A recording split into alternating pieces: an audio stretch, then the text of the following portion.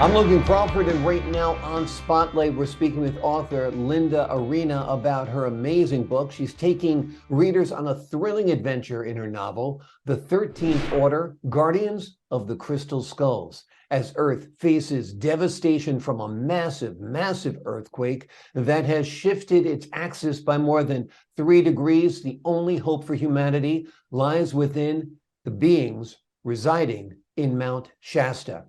The author weaves a gripping tale that combines cataclysmic events, ancient legends, and a race against time to save the world. We are delighted to have Linda in the spotlight today. We ask viewers like you to support writers like her by subscribing to our channel. And we thank the team at Authors Tranquility Press for helping us put Linda in the spotlight today. Linda, thank you so much for joining us. Oh, I'm happy to be here, Logan. Thank you very much. The pleasure is all mine. You've got quite an imagination because It gets worse. You really don't want to walk through my mind. this is quite a book you've created. Tell me, how did you come up with taking a real life disaster and then novelizing it all? I didn't really do it, I don't think. Okay. What happened was that the Michael Hedges crystal skull was coming to the Pasadena Natural Museum of History. Big article in the paper about it. So my friend, Reverend Mary, she said, Linda, there's a big article. Come over and I'll read it to you because I can't read. So I go over and she reads me this article. And I went, oh, wow. And she says, well, isn't it nice that there's mystery still left in the world? And I said, well, I just finished. I have a little wizard that sits on my computer that reads to me. And I said, I just discovered the mystery of Mount Shasta. I said, do you know it? She said, no, I've never heard of it. I said, okay, let's go to your office. I told her what to put in, and she's reading it to me. Now, at this point in time, it's right on the back end of Katrina. Katrina had just happened like 3 days before, and there's devastation everywhere. And I'm sitting behind her, and this story starts in my head. It's about the aliens can't come out of the mountain. They have to put the axis shift back so all these catastrophes don't happen, but they can't come out and say the sky's falling. So they enlist the aid of Rachel Madison, who is a recluse farmer, and she has no clue about the outside world. She doesn't know nothing about it. But she's the only one who has ever seen them because she's right there. She's seen them walking. And so they ask her to help. And that starts the adventure. And that's how it happened. But it kept swirling in my head that I had no choice to write it.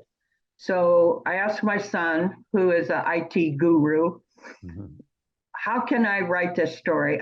Obviously I can't sleep or eat, so please tell me how I can do this. So he set up the little wizard for me and do text to speech. I can type, but I can't read what I write. But the little wizard would find the mistakes. I could find the mistake and correct it. I just couldn't read the paragraph.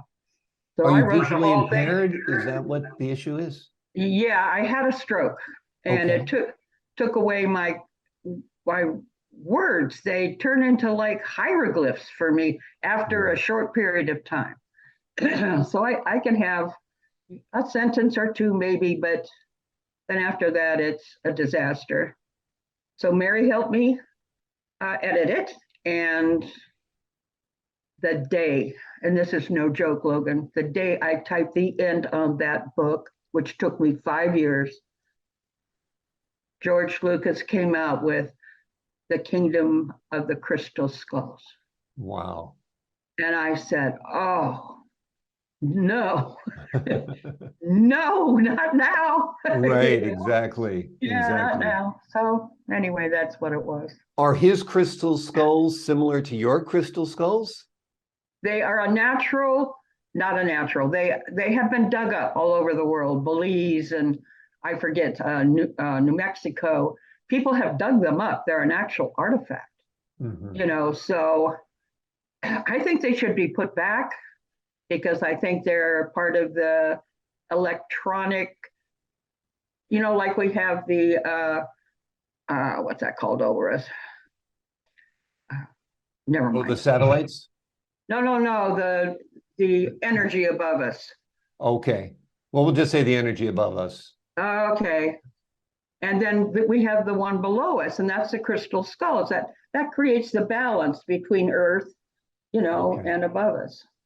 I'll think of it in a minute, I promise. Gotcha. No worries. I can't think of it. Otherwise, I'd help you out there.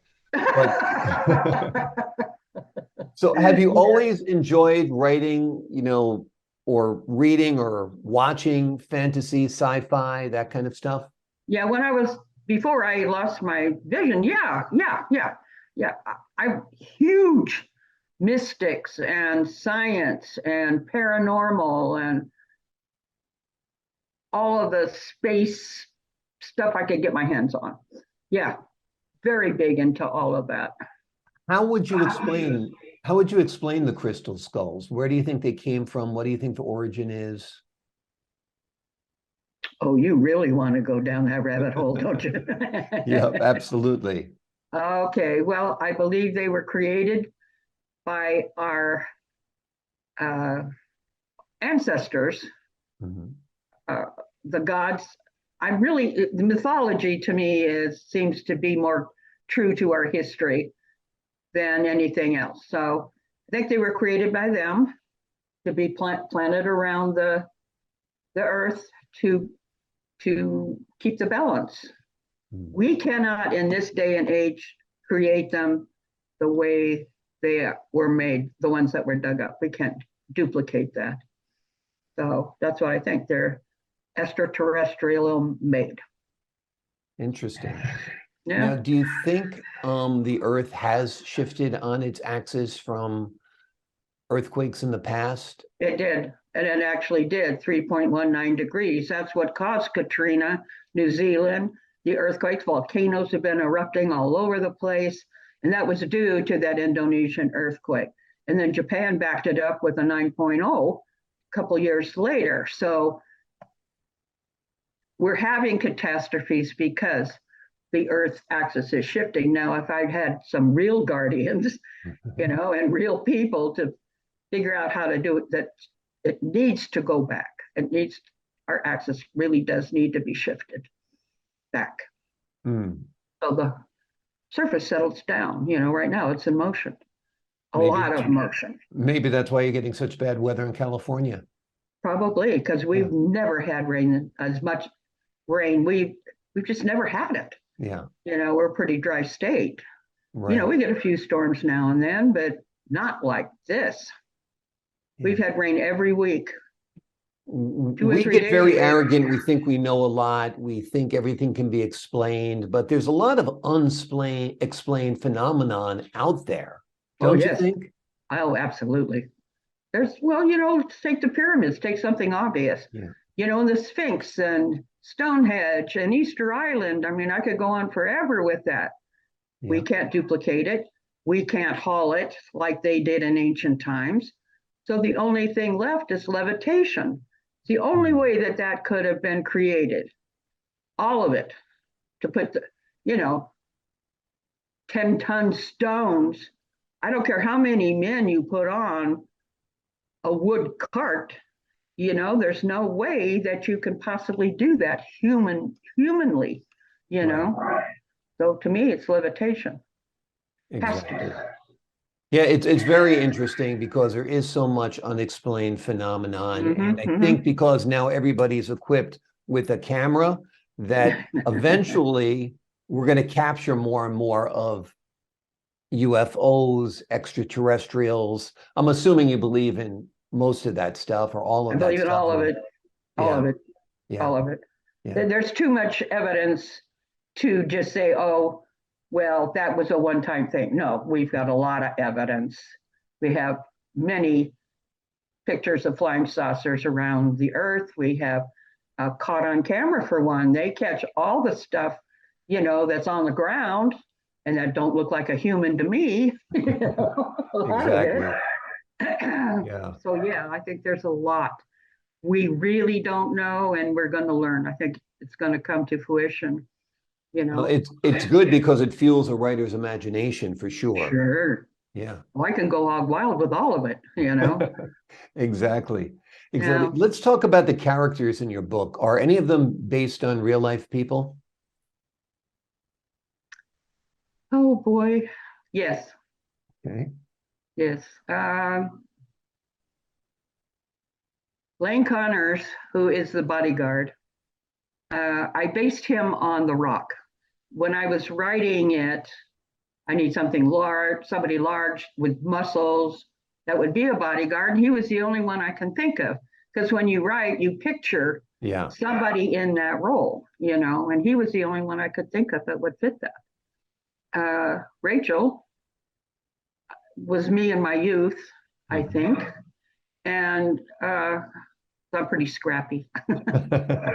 Not anymore, but I was. I bet you still are. Yeah, and my mother was a pistol, so I That's think right. Sarah would be Sarah, you know. So yeah, So you've obviously envisioned this as a movie or a TV series, right? yes, Yeah. and it is. It's going to be a movie. Really? Have you? Yes, Okay, tell me about that. Netflix has picked it up. We're almost to casting. I don't know if I'm supposed to say this out loud, but it's almost to casting, and the screenplay is uh, finished, and so yeah. Wonderful. That's very exciting. That's going to be amazing to see this world brought to life, don't you think? Oh, I think so. Yeah. And did Yeah. you read the book actually? I did. Yes. Oh Yes. my goodness, you're the Yeah. only one that Really. that I've been interviewed by that's actually read the book. And I want to see Rosie fly. I want to see my baby fly, you know? Absolutely. Absolutely. Well, they've come a long way since 1978 with Superman flying. So I think you will see Rosie fly, and it'll be very convincing for sure. Oh, I hope so. Yeah, Yeah. I just love that little spaceship. Yeah. Everybody, Absolutely. who's your favorite character? Rosie, you know? All of it. Well, I Yeah. thank you for reading it. Oh, absolutely. My pleasure. My pleasure. Talk to us about some of the other characters, such as Billsba and what his purpose Oh, is. he's in the second book. Okay. Okay. I didn't even realize I've only read one. There's more than one book. Okay, well, Billsba is in the 13th Order, Dawn of Creation, the planet of creation. Okay. Now, he is a guardian creature that has gone to help the Earth people save the Guardians. Now, see, the story has flipped. The Hmm. Guardians saved the Earth people. Well, now the Guardians are in trouble, and they have to go to the planet Darius to help save them.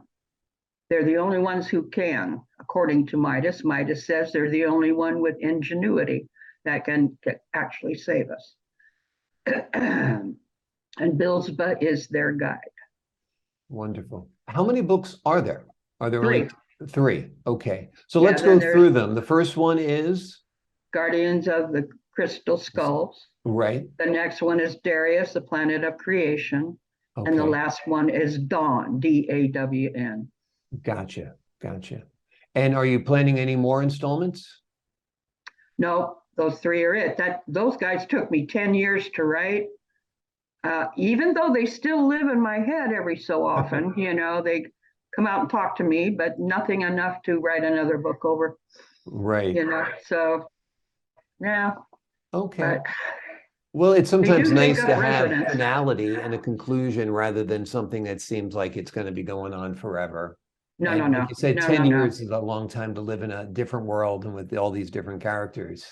Well, you do live there. You do. The world around me really does not exist when Yeah. you're in that situation. You know, they just talk and they won't shut up. So you got to sit there and you got to keep writing because you know you just got to do it, or they drive you nuts. You know, if Right. you don't get down what they will have to say. You know, so I kind of think of this as an inspired. It was inspired. You know, since I can't read, it was inspired. You know, nothing else Absolutely. would make me go through all I went through to get them written. You Yeah. know. Well, sometimes I do a lot of talk to text too. I actually had a retinal detachment, so my vision's not great either. So I feel Hmm. your pain when it comes to, Yeah, relying on technology sometimes to dictate but thank God it's there, right? yeah, It's right. it's very, very helpful. But I find that when I do talk to text, writing like I speak, and that's Right. pretty important and that's pretty powerful. Don't you think that in some Oh, ways it's a absolutely. blessing? Oh, yes, absolutely. I don't know what I would do without the little dictation guy now, Yeah. the current one, and then I have read aloud, which reads Hmm. it to me. I mean, I can't ask for any better than that, Yeah, you know, exactly. Yeah, extremely helpful. we're blessed to live in this age. Tell Hmm. us the 13th order. Tell us the significance of the number 13. Okay, the number 13. Well, according to geologists, Hmm. Earth has transformed itself 12 times. We are in the 12th order of the Earth. The 13th order, they feel, is coming up soon, and we need new guardians for that. Guardians live 500 millennium. And so now the 13th order is coming upon us, and they need to create it. And Prometheus is not happy. He wants to be the king to bring in the 13th order. It's like a consciousness thing. Exactly. And Tell Prometheus, tell go us how ahead. you balance the scientific elements of your story with the fantasy mystical aspects of it. Oh my God. It, well, to me, it's like second nature. It's Mm. to me, it is, I live on a planet that has all of that Mm. mystery, all the science that's coming out, and I just it's easy. It's just easy for me. I Yeah. have no problems balancing it because it seems to me I live it every day. I guess that would be the correct answer to that. Who was your first reader? Who did you first have read the book? Sarah. Okay. Sarah was my neighbor across the street, and as I wrote it, I would write a chapter and take it over to her. She would yay or nay it, and she just loved it. So I kept going. As long as she loved it, I kept going. She has passed. I'm so sorry to say because she was just one other person that understood how I thought, you know. Yeah. I lose Yeah. the good ones, it seems sometimes. Yeah, that's Reverend hard. Mary has passed, Sarah has passed, you know. Yeah. Yeah. Are you Part of working life. on any other books right now? Yes, I am. Tell me about We're that. totally off the subject. Okay. I have a FBI agent who goes to his cabin every year to hunt and fish. Hmm. So he goes this year, and on one of his little expeditions through the woods, he comes across a old barn that's about to fall down, but he hears people talking. So he goes in and peeks in. Of course, he's an FBI. He's curious, and he sees these guys in the barn cooking meth. So he just scurries away. He thinks that he's not been seen. They didn't see him, but one of them did. And so they go that night and they attack him in his cabin. Unbeknownst to them, there is a grizzly bear named Paisley who's curled up in the corner on the porch. Now, she's an ex circus bear, and she broke out when her owner died, and she was starving, and she went to the river and Catch, that's the nickname is Catch, and he would throw her fish. So he started feeding her, and she has always come. When she sees the smoke, she comes and catching her fish. Well, she was curled up in the corner. And when they came and attacked him, she attacked them and grabbed Catch and drug him off to a cave. Now everybody's looking, trying to find him because his partner came to the cabin expecting to have hot coffee be able to sit and relax on the porch, and she finds a bloodbath. So, and it's almost finished, so I'm not going to tell you anymore. Yeah, don't want to give away the ending. Excellent, excellent. Sounds like a very compelling story. Looking forward to that as well. What movies inspire you? Avatar, Mhm. Star Wars. Those are the only two I can think of Yeah. off the top of my So head. you're more Star Wars than Star Trek. Well, but I kind of liked them too. But you said movies. That's true. Well, they That's did. true. They They do did have Star make, Trek movies too, but yeah, it there was does about feel three like of a them or TV so. series or an extension of it. Yeah. Right, exactly. But as far as movie goes, yeah, Avatar and Star Wars would have to be my pick. Yeah. For those. Tell me What are about your favorites? What are one of your my favorites? favorites. Well, when it comes to science fiction, I love some of the old stuff like Planet of the Apes and Soylent Green. I'm a huge Oh my God! Charlton. Oh yeah! Oh yeah! Soylent Green is Yeah. people. Yes, it is. Yeah. I actually interviewed Charlton Heston's son, Fraser Heston, and I did my Charlton Heston impression for him. I was like, "Get your hands off me, you damn dirty ape." So Oh, there you he go. liked There it. you He go. was impressed. It was fun. Yes. Oh, Uh, that's cool. It That was is cool. cool. Tell me Yeah. about what you hope readers will get from your series of books. I want them to be aware of their surroundings. I want them to open their imagination. I want them to think bigger than what people just walk through their lives. But I want them to think bigger, just bigger. Basically, that's it. Yeah. You know, Keep their Because minds open, keep their imaginations open, and yeah, keep their, yeah, absolutely. look for stuff. Mount Shasta is a real entity, and the legend of Mount Shasta is the Guardians, and they've been around for millenniums. This is not fantasy when it comes to that part. They are, in my eyes, and hundreds of people who have seen them and witnessed them, you know, they're real. You know, they are a real entity. And they can do all kinds of cool stuff. Well, you read my book, you know they can. Absolutely. Absolutely. And Yeah. more, you'll see. Exactly. Exactly. There's more books to come. The two more for me anyway, and for the readers at home, I'm sure as well.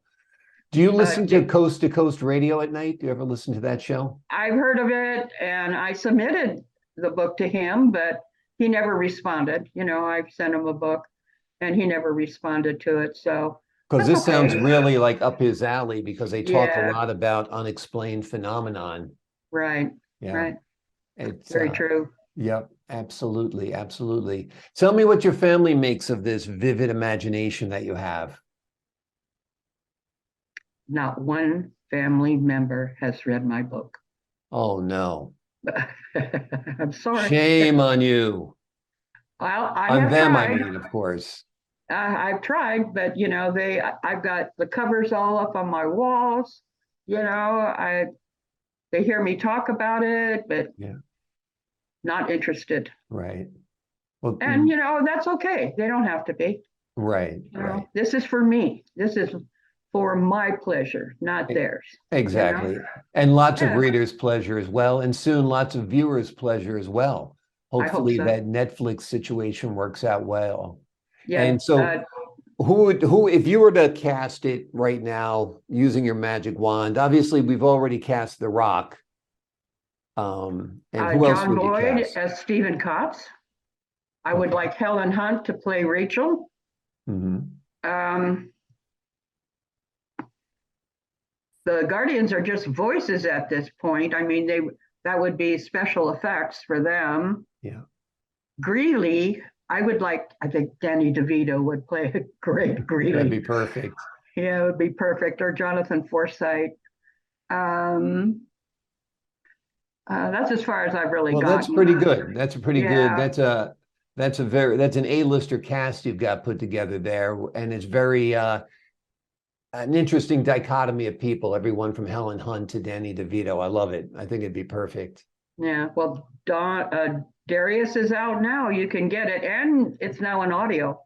Wonderful. Uh, both the first and second book are now in audio.